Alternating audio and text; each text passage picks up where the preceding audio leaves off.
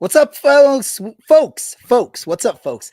We had a weekend where we didn't have to worry about a loss, which is amazing.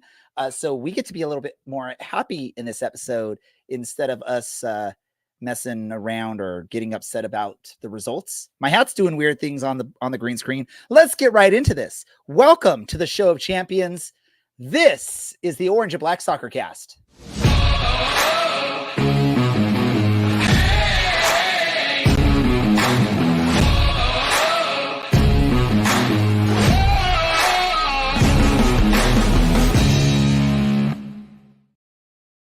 How's it going, Orange County? Welcome to another episode of the Orange and Black Soccercast, the first and only show dedicated to Orange County Soccer Club, its fans, and supporters. I'm your host, Ray Zamora. I'm here to take you through this journey as we discuss all things Orange County Soccer Club.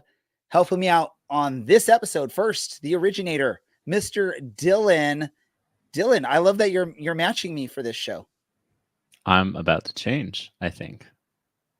We both, Anyway, if you're not watching the everybody. video version, we both have orange shirts on. So that's where I say we're matching. It's good to be here. I'm really excited to get into it because I'm really excited to talk to tonight's two guests. Well, then let's just get the ball, keep the ball moving, rolling, whatever it said. Hey, let's go out to Vegas and Mr. Brad, the man of a million scarves. Brad, how are we doing? I'm doing well. You can skip me. It sounded like you wanted to. Hashtag bolt up, hashtag some more out. Why are you already jumping on the Samora out bandwagon here, Brad? You're just like anxious to get rid of me. You were discussing your hat in the intro. You called me the originator. You started the show. So I think, yeah, some more out. We started the show, Dylan. And I'm messing up names. This is a great start to this show. Our guest that's joining us is like, what did I get myself into? Well, we've got a guest right into the snap of these things, the start of these things.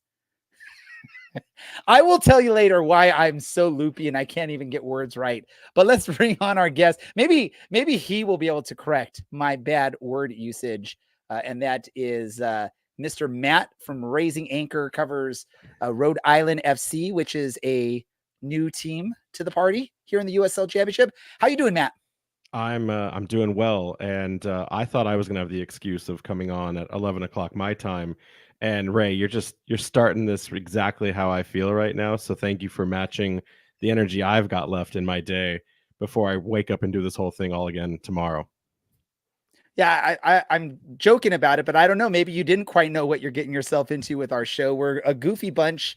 I tend to mess a bunch of things up, but for some reason, I still get the reins of the show, and I get to control things on here. But thank you for taking some time to join us. Oh, let me ask you this: how is the inaugural season here in the USL Championship going for Rhode Island and the fans and you personally?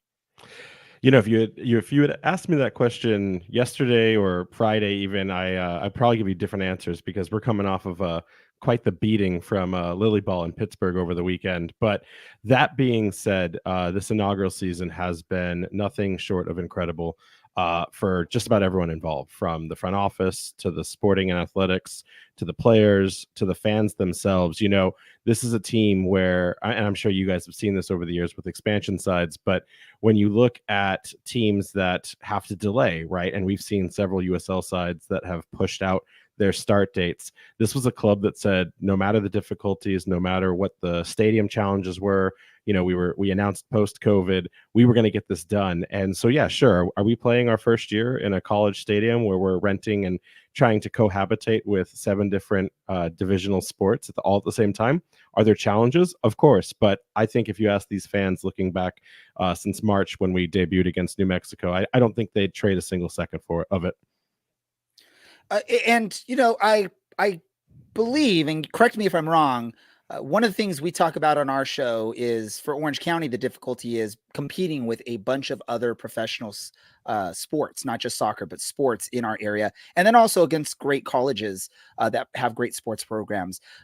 For Rhode Island, I believe you all are sort of like the lone pro team right there where you are, I believe. I know the weird thing with the East Coast is all those cities are really close to each other. So you can easily go to Boston, New York, you know, Hartford or something like that and watch a professional sports match. But what is it like, sort of the soccer team? Rhode Island FC is sort of like the team right there for you guys as far as home professional teams in your area. Yeah, so it's interesting. I'm not a native Rhode Islander. I'm a transplant myself, and the first thing I learned when I came here was that Rhode Island is a very loyal place. It's where people brag that they don't leave the state ever, and it's only about a 42-minute drive in any given direction from the center. The irony to that loyalty, though, is this like fierceness around the New England sports scene as well. And so, what's so interesting is when you think about the fact that there is already the New England Revolution, an MLS team, and they are only 26 minutes away from where the new stadium is going to be starting for 2025. It's actually one of the closest markers in the sporting landscape specific to soccer, where two different professional teams are actually kind of cooperating in the same space.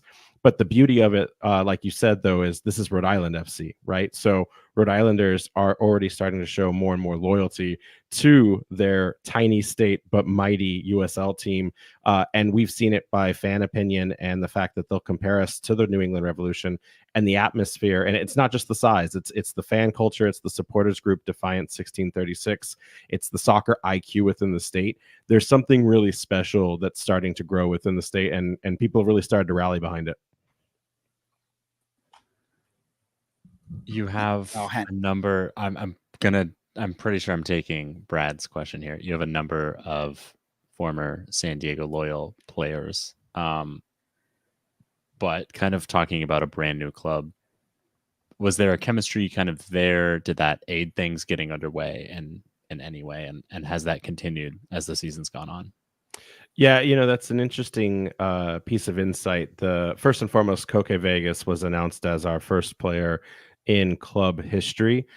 So there was some kind of additional gravitas there when it came to that signing. A lot of loyal fans kind of immediately flooded our Discord and all of our kind of like fan areas to give us well wishes and blessings for the season ahead as the Loyal kind of met their demise.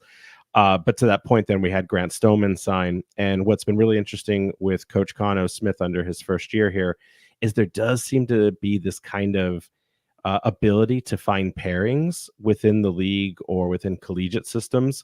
And it's not universally just to the Loyal. So besides the Stoneman and Vegas pairing, we also have Marky Barra and Albert Dikwa, or Chico, last year's 2023 Golden Boot winner. We have that pairing. We have a collegiate pairing from Marshall, one of the top Division I soccer schools in the country, with Gabby Alves, and now on loan Morris Dugan from Minnesota United. And then, of course, it'd be ignorant of me to ignore the fact that there's several products coming from the New England Revolution Academy systems, Revolution 2, and even the senior team and the likes of Isaac Anking, who's now injured. We've got Jack Paniotu now on loan. And then, of course, you have like Zachary Harivo and other products that have come through. Zach Harivo also a partnership with JJ Williams coming from Tampa Bay. So it's just these intricacies that have been built up. It's one of those things where it's the luxury when you build a team in the first year, you get to kind of plan with some purpose. And Coach Cano's definitely demonstrated that in these pickings that he's gone after to build this team. One of the pickings is something I wanted to talk about, and you brought him up already. Chico Dikwa.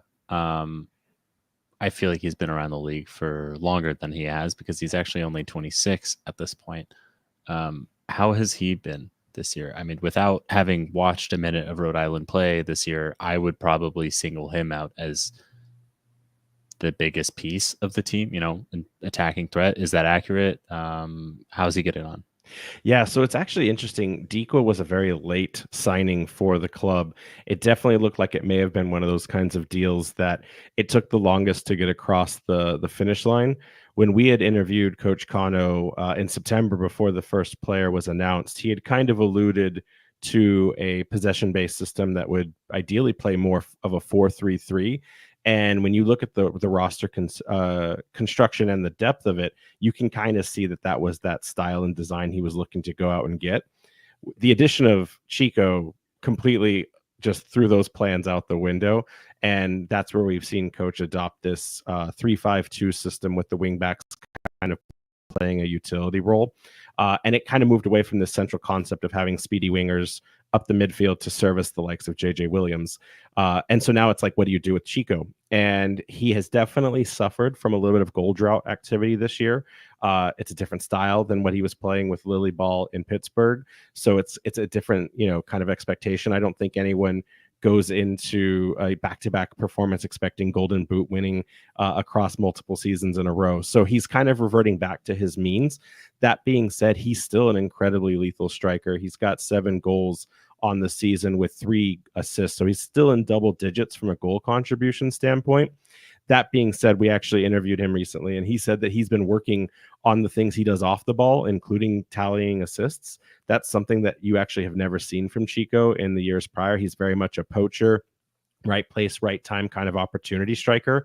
So the fact that he's putting more movement into his game now is something he's been excited to showcase. And he's really helped stretch the field this year. We're one of the teams that has the highest amount of goal scorers. We've just kind of shared the wealth across the team. And Chico's been a part of that. And he doesn't get enough praise, I think, in some of this off the ball work he's been doing when you look at the records he made last year with Pittsburgh. All right. I mean, you guys in your last answer just kind of touched on a lot of what I wanted to ask, but not the question I wanted to ask. So you mentioned the players that we all know from around the league over the last couple of years: Dikwa, Williams, Koke Vegas, and Stoneman. Those are, I think, 4 of the players you guys started off very easy with, Koke being the first, that are all mainstays in big market splashes. Dikwa being the reigning Golden Boot winner out of Pittsburgh. So obviously those are the big name players mixed in with a lot of MLS Next Pro. Right now you guys are sitting in, I just had that number, 6th place in the East. Is this, with 8 games, I think, to go, 7 games to go, is this where you expected the team to be? Is this overperforming, or is this underperforming to your guys' standards on the year? It depends, I guess, on who you ask, to be honest, what standards, because, the front office from the beginning has made this declaration that they would compete in year 1.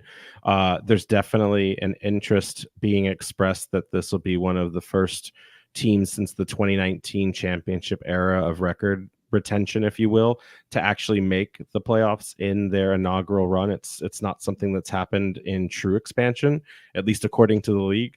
So having said that, I think the baseline expectation was that they finished 8th or better, but something has changed in this team after we got through I think our 12th draw of the season, that it was hence why we now are dubbed the Draw Kings. But something kind of turned with this team where it became an understanding that not only was it more than likely we would make the playoffs, but really how deep could we kind of advance up the table. There's definitely a target now for this front office and for the players themselves to get to 4th place and secure a home berth. I'm not sure that will happen. When you look at the Eastern Conference compared to the West, it's really interesting. Like Louisville and Charleston have just run away with it, right? Like no one's arguing that. But then when you look at the 4th through 8th, the variation or difference in point structure is like a point in some of the positioning. Like I have a really sincere feeling that I'm pretty sure we're going to have to go to tiebreakers to determine some of the playoff structure in the middle and back end of that playoff table. So having said that, like, is that a success? I think every fan would agree with that.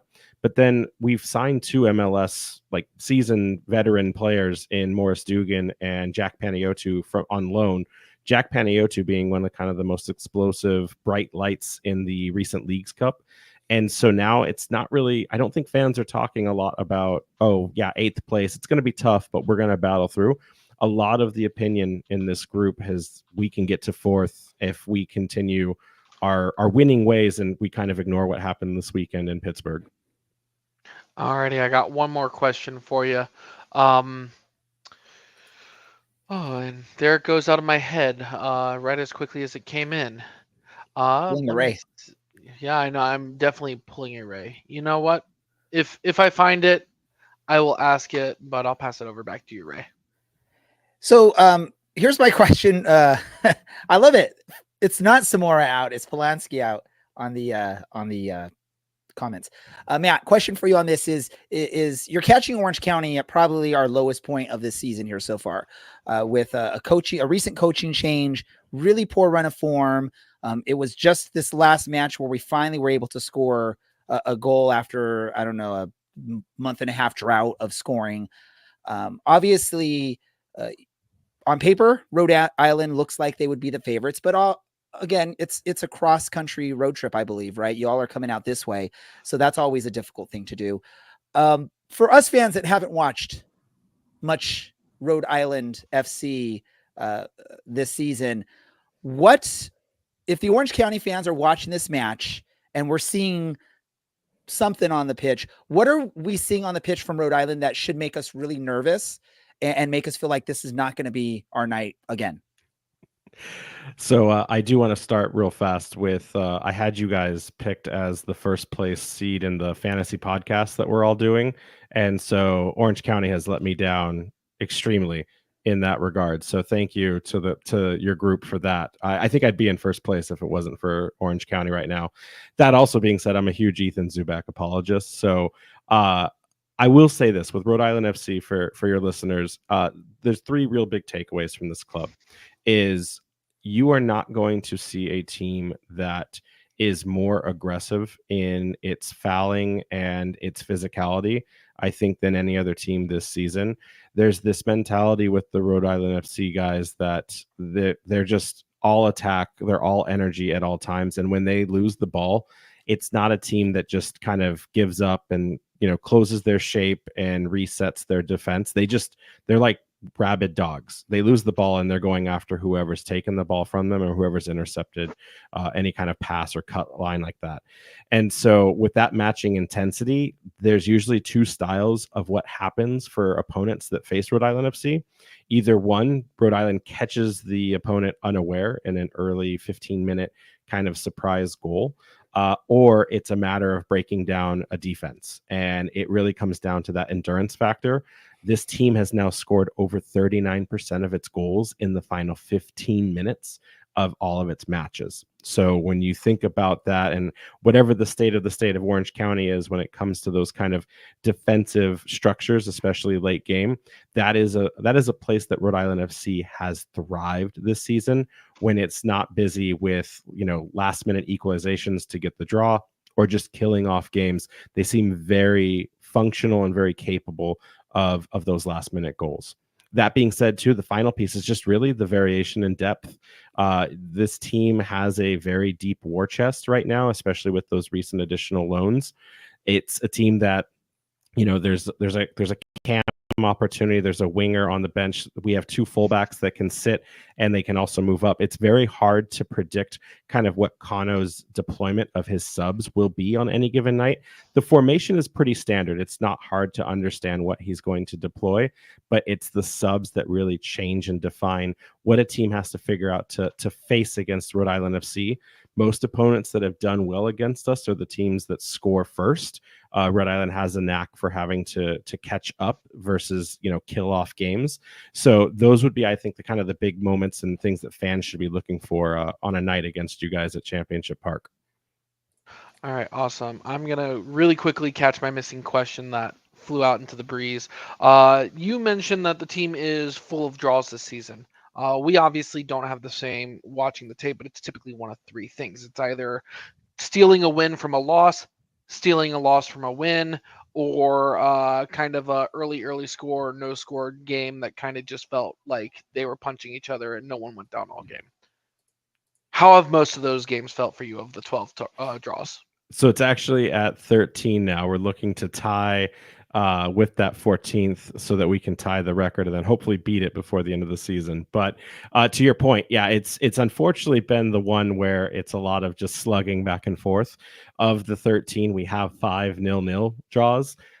So those are some of the worst soccer games. And as fans have tried to acclimate to soccer in the smallest state in the union, it's been kind of hard to take away anything other than like, what did I just watch when I came here?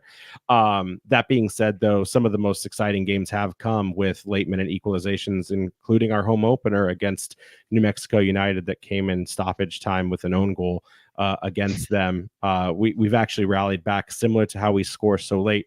A lot of our equalizations for draws do come in like the last 6 minutes of a game. So that has been really fun to kind of claw back that point. We've actually only given away 2 games where I think we just couldn't keep our defensive composure. And both of those games felt like we had them in hand, but things just kind of ran away from us for any random number of reasons. So I would say that if we do have a draw, it's usually because both teams are falling flat. And I will not lie to you guys, coming out of a game against Pittsburgh with 0.06 XG kind of has me a little concerned right now. But Coach Cano has gone on the record multiple times saying that for the club he's tried to build, this team doesn't lose 2 games in a row, and they haven't all season. So it'll be really interesting to see kind of what the outcome is this weekend when they travel to you guys to square off. So I have this question for you. And Orange County is a very unique position here going into this match against Rhode Island, as they are a Western Conference team that has yet to face Rhode Island, yet their current manager, Danny Stone, faced you all back in April and was able to come away victorious with his Phoenix Rising in a 3-1 victory over Rhode Island. What did Danny Stone do right against Rhode Island in that match to come away with that victory? If you can recall back to April, if you remember at all. Yeah, that was one of my least favorite games of the season, but that was a game where you saw a very young and I'm going to say immature squad. They were still kind of trying to figure out the rotation. The formation never changed, but it was kind of like which player was the hot player to put on. Unfortunately, also, that was a game that saw Chico suffer from a massive case of the yips. He had just come off of a Open Cup penalty miss that just really seemed to destroy his form in that game as well. We had a penalty that would have actually equalized the game and probably changed the trajectory of the outcome of that match. But then Chico again missed his penalty conversion. And it took him like 7 games to get back into any kind of fighting form when it came to his production and his output on the field. I don't think that Phoenix did anything other than catch us with an early goal, but we would have course corrected that if our player had scored their conversion on the penalty, and I think it would have been a much different narrative. Phoenix at that time also was in a pretty big rut, so no one really expected a lot from them given the cannibalization of their squad last season. So I hate to say it, I'm not trying to say Danny Stone isn't a wizard, because he definitely can do a lot with little, but I don't think that was any credit to Phoenix having a stellar game. I think that was one of the earliest showcases of a young Rhode Island FC squad not really knowing how to stretch out a game and play the type of style that they like to play, which at that time was possession and not counterattacking. And we've since kind of we've figured that out with the exception of last weekend. I think that's it for our questions on our end. But Matt, you spent a good amount of time giving us some insight into Rhode Island. And I know you have some of your followers and listeners following along here with us or listening to this episode. Do you have a question or two for us that we can answer quickly? We have about 4 or 5 minutes that we can answer any question from you. Sure. So I think that listeners are the most interested on our side of understanding, what would you define the Orange County play style right now? And has that changed with the recent addition of Danny Stone, or is it more of him just kind of re-steering this ship into a potential playoff berth for the end of the season? I'm going to be quick, and then I'll let Dylan or Brad, because I can't really get this answer. It's a difficult answer on that because of the coaching change, because of not just that, but 2 coaching changes on the season, a bunch of players that had been injured that are now making their way back into the lineup. Really, my answer would be it's a cluster mess of style right now, because we really don't know what to expect out of the players, and we've only seen 1 match with Coach Stone at the helm, so it's hard to really know exactly what tactics he's trying to implement full time. But Dylan, go ahead if you have something better. Yeah. Stone was announced, I think, 4 days before a match, and you don't get really get a lot of time to train and really develop a new identity when that happens.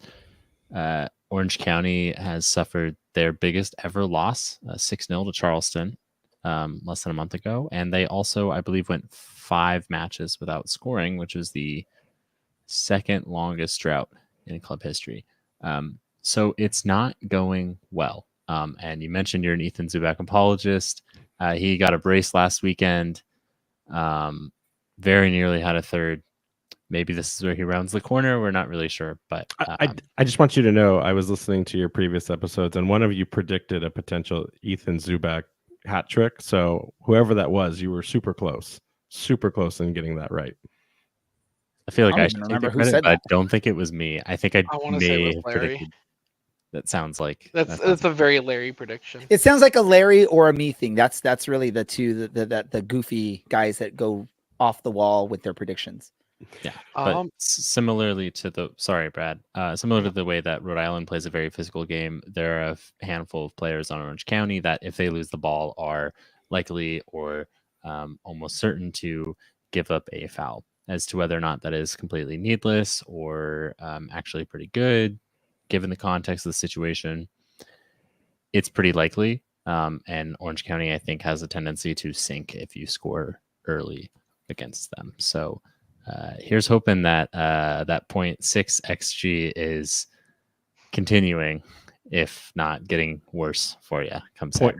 0.06. That's how bad it was. Yeah, let's really hope for that. Brad. Yeah, we've seen a game like that a couple weeks ago against North Carolina that was not much better. Our play style, we're scrappy. In a lot of the games we've played in this losing streak, it's been a 1 or 2 goal loss. It's, not really much of a we're not scoring, but the defense isn't really letting the team down entirely. We do have those players who do score. Luckily, though, with Orange County, I know Danny Stone only had 4 days in his first game. He had 14 days to prepare for this upcoming game. He still has the better part of a week. I'm sure a lot has gone on behind the scenes with our bye week to prepare the team. And another question that I think we all have is, how the identity of his coaching style matches up with the players we currently have that are healthy. As health has been an issue with a lot of our players, a lot of them are starting to come back. Seth Kasipli, Tomas Among is also coming back as well, getting some good minutes. I think Kevin Partita is back this week, if not in the next couple weeks as well. So really, time has to tell with the health of the team and where the team is as a whole.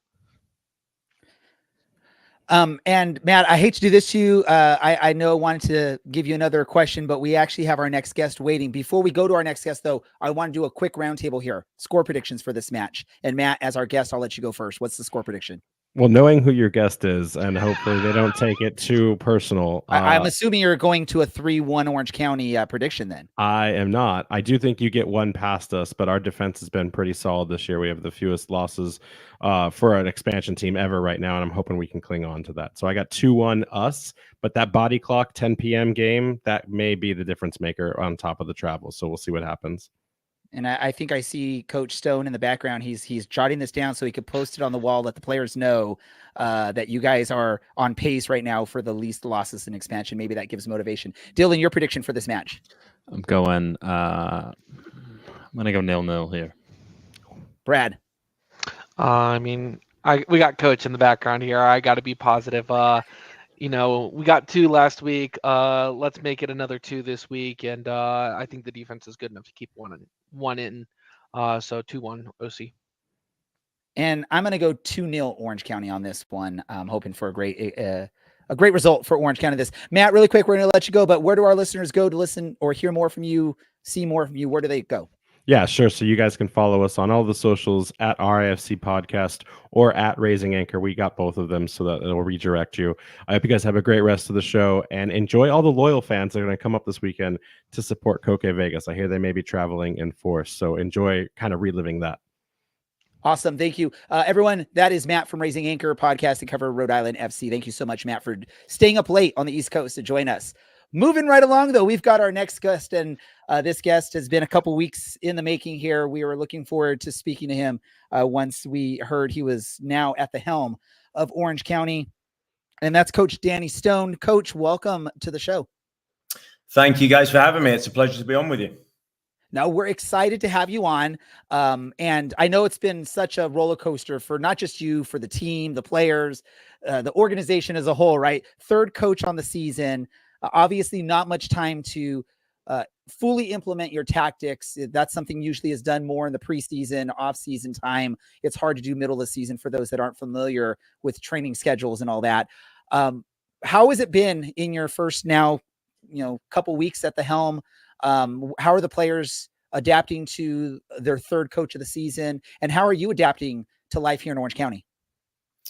Yeah, it's a good question to kick things off with. I think for me personally, I'll start with myself. I've really enjoyed my time here so far. It's been only 4 weeks or so for me to this point, but the club have welcomed me extremely well, and that goes from ownership and from sporting director all the way through to the players, of course, that I work with every day now.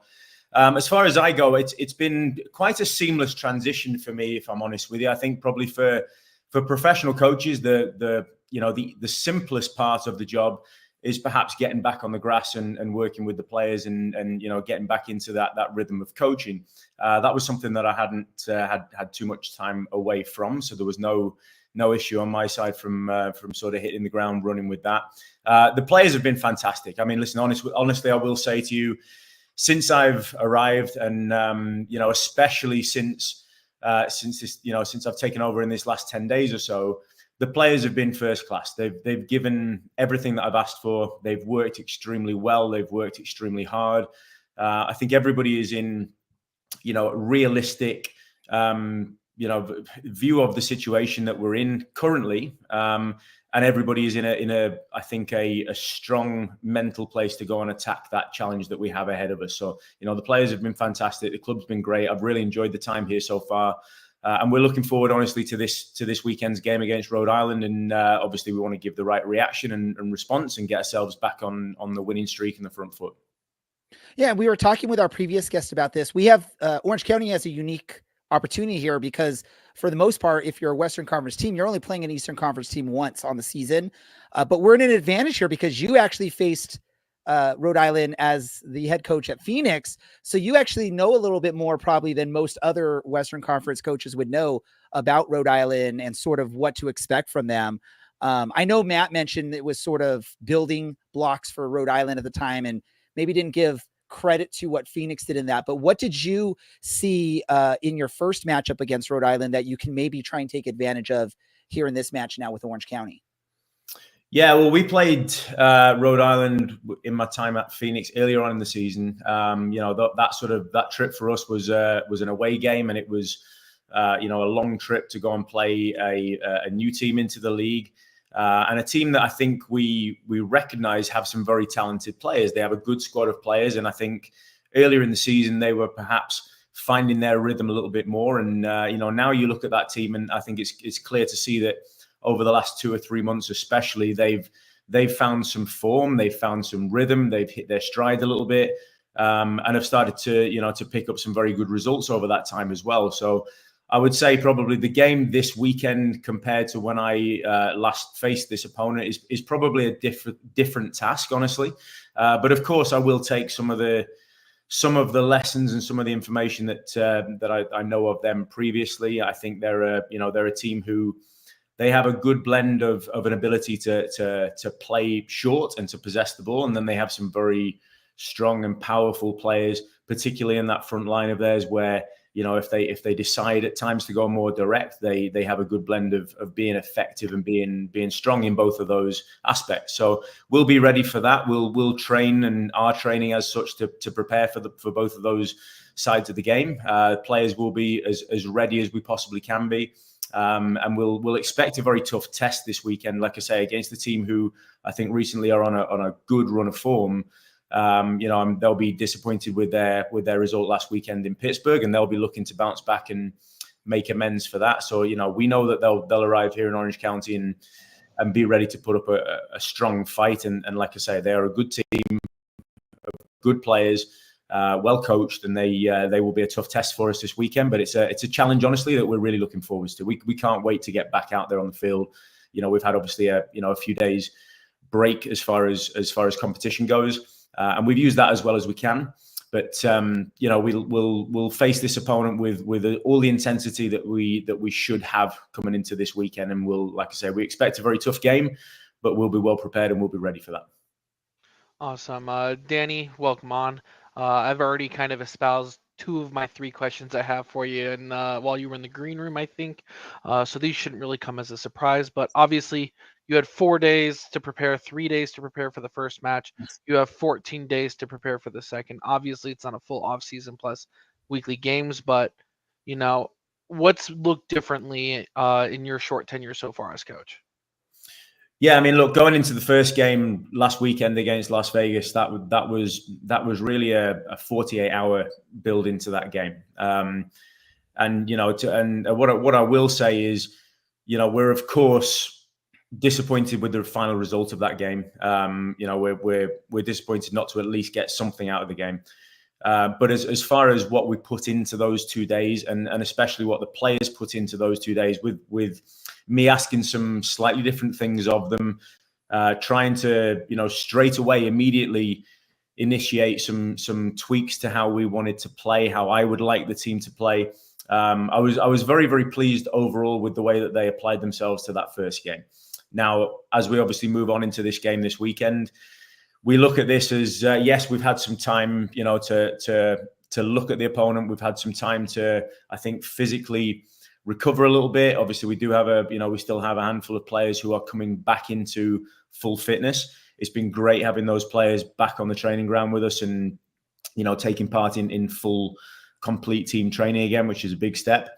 And for me, the bit of time off that we had last weekend, I look at it as a very positive thing. I look at it as it comes at a good time, in my opinion. It comes in a place in the season where it's a bit of a mental reset. It's a bit of a physical refresher. And then we attack this final 8 games of the season with everything that we have. And, like we've spoken about already, we've spent some time last week.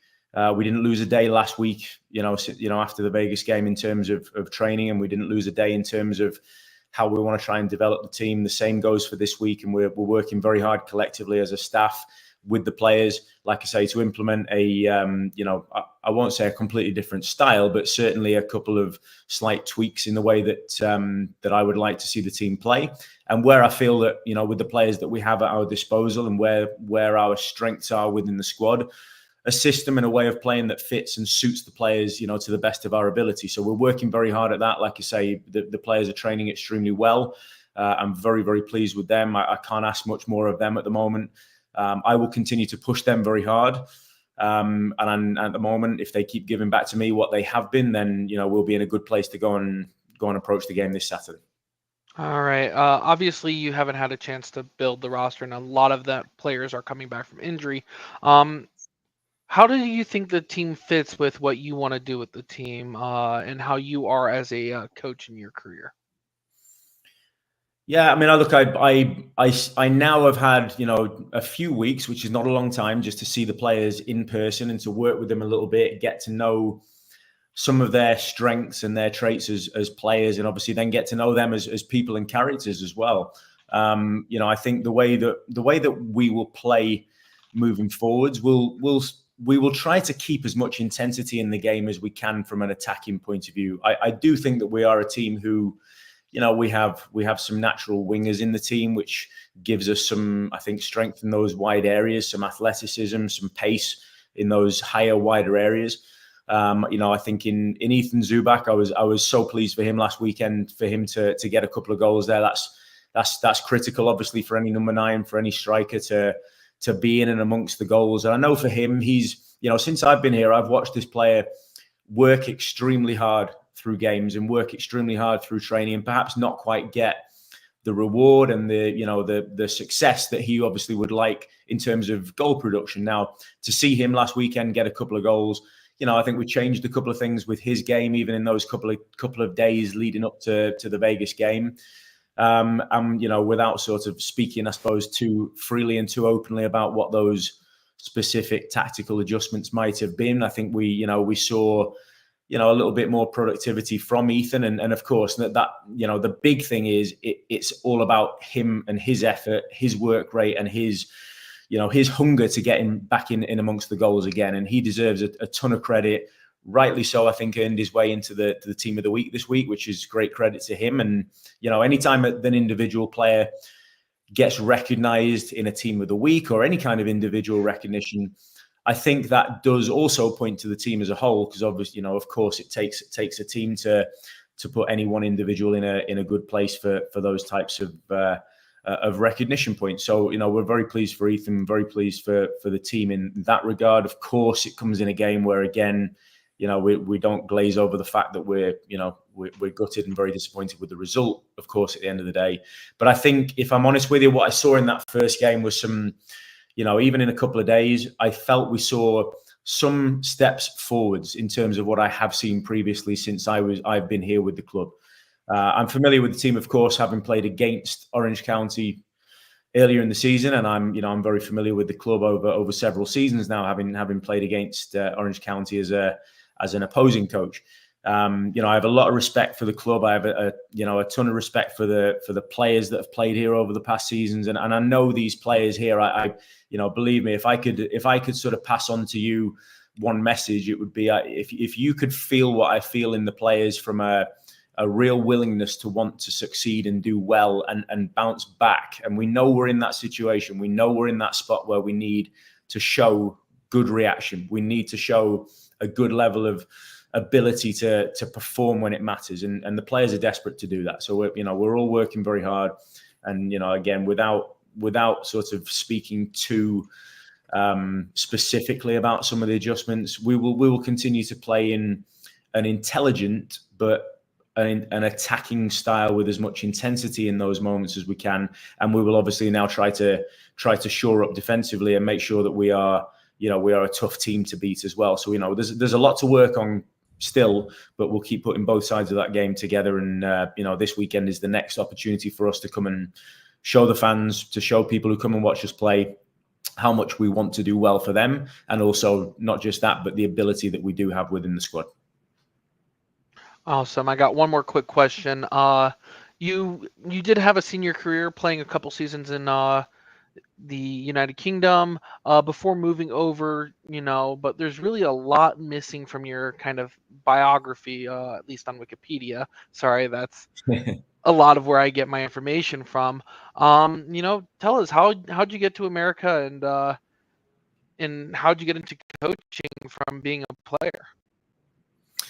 Yeah, well, I'll try and give you the quickest version of this that I can. I've been in the US now for approaching 18 years or so, and I've been a full-time professional coach for all of that time. So for me, I finished a playing career relatively young, 24 years old. In a similar way to many do, unfortunately with some injury, and he finished almost at a time where it's not something that you choose. Now, what that did do was that led me into a coaching journey and a coaching career sooner. Almost it gave me something to really sort of throw my energy into that kept me involved with the game, kept me attached to the sport. And, in my early years in the US, I spent the first 8.5 years of my time in America in Las Vegas. I was working with directing youth clubs, youth academies. Then about 4 years after I came to the US, I began to work with the Colorado Rapids. I was still based in Las Vegas at the time, but I began working with the Rapids in 2010 and formed what they still now, I believe, today call their Adidas Alliance program, which basically was a partnership with youth academies and youth clubs around the country. And my role with the Rapids was to go and visit and work with all of those organizations and do things like coach education work with their staff of coaches, and some education work also for the families involved with those youth clubs, and of course then work with their young players as well on behalf of the Colorado Rapids. A few years later, I eventually actually moved to Denver and joined the Rapids full time. My time with the Rapids, I continued with that role as that Alliance program director. I also worked with their under 19s group and their under 23s group at the time. So almost that sort of college age player and players who would come back from their college seasons, as well as then joining the first team staff under Pablo Mastroeni and working with the Rapids first team with Pablo and with Steve Cook as well following that. And I spent good years there in Colorado and sort of worked in all three of those roles during my time there working in the MLS organization. Really enjoyed that time. And following that, then moved on with an opportunity to go and become the assistant coach at the Oklahoma City Energy. Spent 2.5 years there in Oklahoma City before then moving on to Phoenix. And, you know, again, at Phoenix, had some involvement initially with the oldest age groups in the academy when I first joined Phoenix, and then very quickly became part of the first team staff. And one thing I've done over the years is, you know, like I say, whether it was in Las Vegas, whether it was in Denver with the Rapids, and in Phoenix prior to this, I've always been very involved with and actually have quite a strong passion for showing and producing and, you know, working with that pathway from academy players through into young professionals and then into obviously full-time professionals. That's something that I've spent a lot of time doing.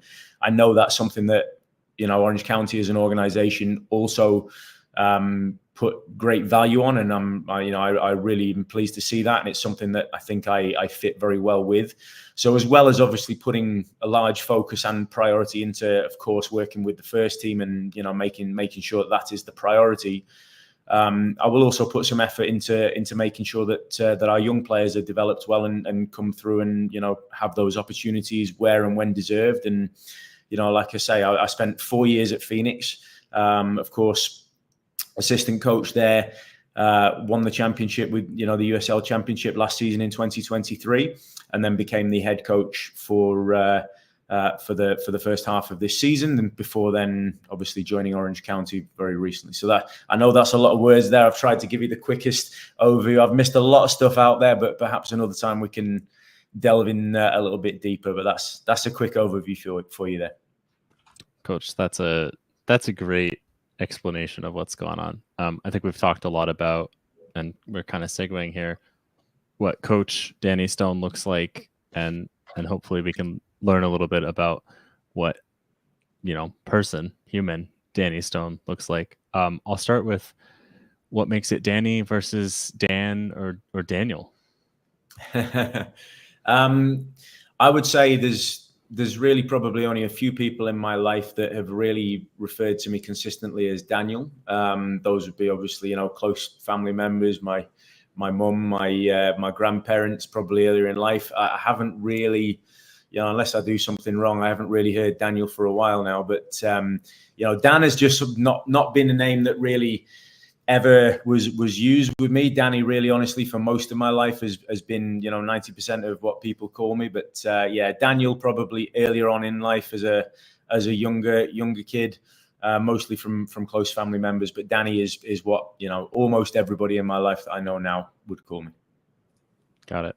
This one's probably kind of obvious since you're a Scouser, but favorite club growing up? Liverpool. I'm a Liverpool fan. My whole family is, you know, it's same as me. All huge Liverpool fans. We've been very lucky, I think, to have season tickets at Anfield for many generations in our family. So for me, as a young kid, I was very, very fortunate to be able to start going to Anfield and watch games there with my grandparents, with my dad, with my brother, with my family.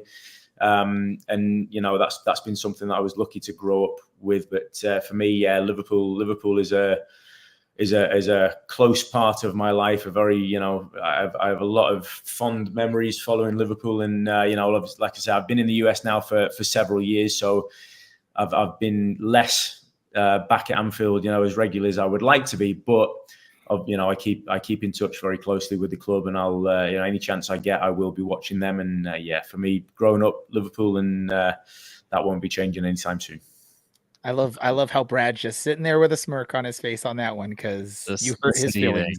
You can see what I chatted in the YouTube comments as my little take on that. We'll jump to a fan really quick, Danny. How do you feel about Liverpool's title chances this year? Well, it's a good question. It's probably a hard question to answer at the moment. I mean, I think what you can maybe say is it appears that they've started off well. I think Arne Slot has inherited a good squad of players, you know, and he'll put his style and make his changes to how he wants the team to play. But he has a very good squad of players at his disposal there. So, I mean, listen, I'm typically a very positive sort of person, so I'm not going to change now. I will be very positive with Liverpool's chances and say I think if they if they play to their potential, I think they have very good players, and I think they've got a good chance of pushing hard to be up and around the top end of the table at least this year. And I hope at least we win a trophy of some kind. I love it. Very diplomatic. Who's your favorite player growing up? I think for me, probably in my earlier days, it would be players like John Barnes, Ian Rush, that sort of generation of Liverpool players. And then really as I sort of developed in my playing career and began playing professionally, Steven Gerrard is, it's very difficult for me, honestly, to sort of look past him. I think from watching him play as a Liverpool fan, from watching him play from a coaching point of view, I've coached against Steven several times, in the latter part of his career while he was at LA Galaxy. I think for me, to be able to see a player live like him, it's you can see a lot of what he does by watching him on TV.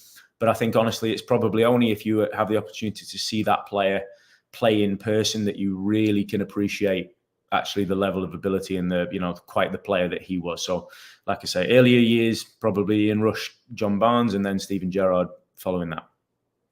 Got it. Now we're gonna go fully off topic. So my apologies / you're welcome, depending on how you look at this one. Do you have a favorite musician or musical group? Yeah, easy answer for that one as well. The Beatles. There's no question for me on that one. It's the greatest band of all time, and it would be well, not only wrong, but I'd be lying if I said it was there was a different answer to that one. I mean, listen, I'm a big music fan. I love any sort of live music, any sort of live entertainment, honestly. But the Beatles for me, greatest of all time. So I can't go too far beyond that one. Well, we get it. You're originally from the home of rock and roll, whatever they morphed into, which is fine. And yeah, music. We'll teach you about punk rock now that you're here, and you can enjoy that too. Yeah. I'm gonna hand it off to Ray for one question, back to me, and we'll get you on out of here. Yeah, we will do that. But mine isn't just one question, but it's going to go quick. I have 11 quick questions, this or that questions. This is totally to get to know you a little bit better here. So Here we go. Coffee or tea? Coffee. Dogs or cats? Dogs. Beach or mountains? Beach, but not necessarily on the beach. I like to be next to the beach, but not on it all the time. On a nice patio overlooking the beach or something like that. Yeah, that's the way to go. Books or movies? Movies. Sweet or savory? Sweet. I'm going to go sweet. Early bird or night owl? Honestly, a little bit of both. Depends on the day. I couldn't really pick one or other of those. I'm some early and some late. Depends on the day. No problem. Summer or winter? Wow, that's a tough one. I'll tell you, I'm probably overall summer, but I'm a massive Christmas fan. All right. City or country? City. Cooking or eating out? Ooh. Cooking. Comedy or drama? Drama. All right. And then this is the bonus question. There's 3 choices here. All right. Okay. Tottenham, Luton Town, or Everton? Wow.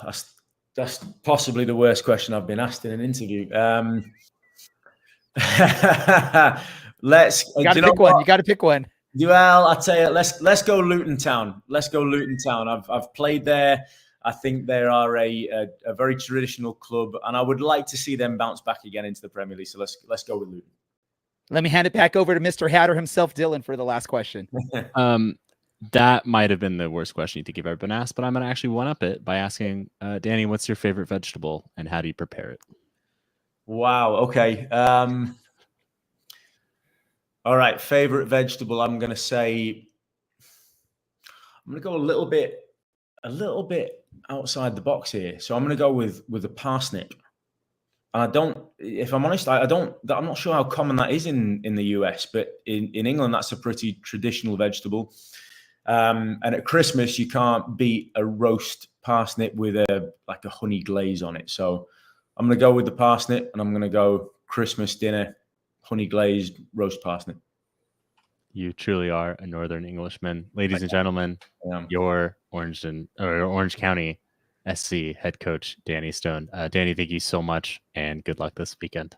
Been my pleasure. Thank you for having me on. I appreciate it. Of course. Wow. So much to take in from that. Do you think he hated Ray's question more or mine? Because that's what I'm. Hey, you know what? That was the most intricate way of asking which of the three of us he prefers. And clearly the answer is I'm still the heel of the podcast. Dylan, you are the face. Congratulations. Hashtag some more out still. See, even he knows. He's been here for like a month, almost to the day, and he's already, I don't know about this man. Oh, funny. Let's do this before we get into wrapping things up. Dylan, what should our listeners do? Where should they go for more information about the podcast in Orange County? I'm going to plug the written content first because our written team has been killing it all season slaying it. Even with some not great results. So I'm hoping that they've got much happier things to write about. And I imagine that our most recent guest is also hoping that. You can find all of our written stuff at ocscpodcast.com/news. Or just ocscpodcast.com, or I believe last week, ocscpod.com. If you're feeling verbose, orangeandblacksoccercast.com. And if that's too difficult, you can find us pretty much anywhere there's social media at OCSC_soccercast. Yeah, we made sure there's a bunch of ways you can type it up and find us. So hopefully you have no problem with that. Let's get into this. What did we learn this episode? And I'm actually going to go twice on this because I learned two very important things. I'll go first and then I'll go last. So the first thing is I get the record. I get to go in the record book, mark it down. I asked the dumbest question or whatever Coach Danny Stone said my question was, the weirdest question ever in an interview with the this or this finale.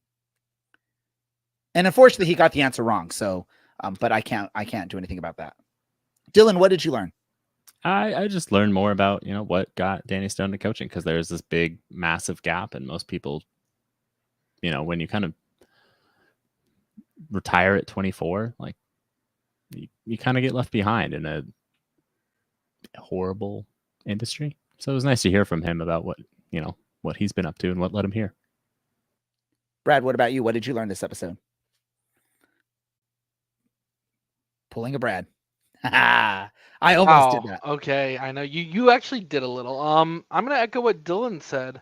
That was what I was most interested in going into this interview was, hey, this is like a 14-year undocumented, nobody just sits there 14 years and decides they want to get back into coaching.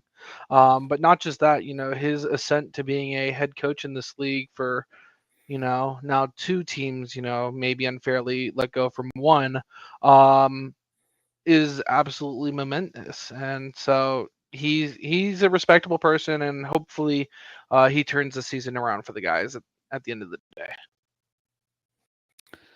Perfect. And what else did I learn in this episode? Coach Danny Stone likes fancy carrots with his Christmas dinner, parsnip, which is basically just a fancy carrot. Yeah. So there's everything we learned. Hopefully you all learned stuff in this episode as well. Yeah, perfect. So before we wrap things up, I just wanted to put this out there. I have a couple questions. Are you a local OC brand or business? Are you an Orange County Soccer Club fan? Do you believe in supporting local? Well, if you are answered yes to any of those and you want to help support a local podcast covering Orange County Soccer Club, reach out to us at info@orangeandblacksoccercast.com or info@ocscpodcast.com if you don't want to type so much. Let us know what you're interested in. We're always looking for support and sponsors. We can do anything. We can do ad reads. We can have you on the show to talk about your thoughts on Orange County and plug a product. Let us know if you're interested in supporting local soccer with us. With that said, I want to thank everyone for taking part in this episode. Not only my co-hosts, Dylan, Brad, my producer, Andy, but also our guests that we had on the show, Coach Danny Stone and Matt from Raising Anchor. Correct? Raising Anchor? Rising Anchor. Raising Anchor. Yeah, I know. I messed it up, huh, Dylan? That everyone should know by now. That's me. I also want to thank everyone that paid attention and followed us in the chats and listened to this episode live or listening in podcast form. Hey, thank you for doing so. And Dylan, really quick, I want to ask you, are you ready for this weekend? Let's do it. Well, you got to have more of an answer than that. Brad, are you ready for this weekend? Let's do it. You guys, come on. You guys have to have more than just let's do it. What is exciting you most about the match this weekend? Really quick answer. Besides Danny just Stone's had a week and a half to hopefully impose some sort of idea about how he wants his team to play, and this should be the first time that we get to see Danny Stone's Orange County Soccer Club play. And I'm excited to see that, because the last time that we had a coach with no hair take over in the middle of the season, good things happened. Just saying.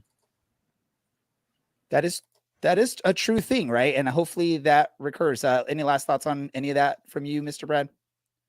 No, honestly, hopefully these next 90 minutes are going to be a huge indication of what the next 7 following games will look like.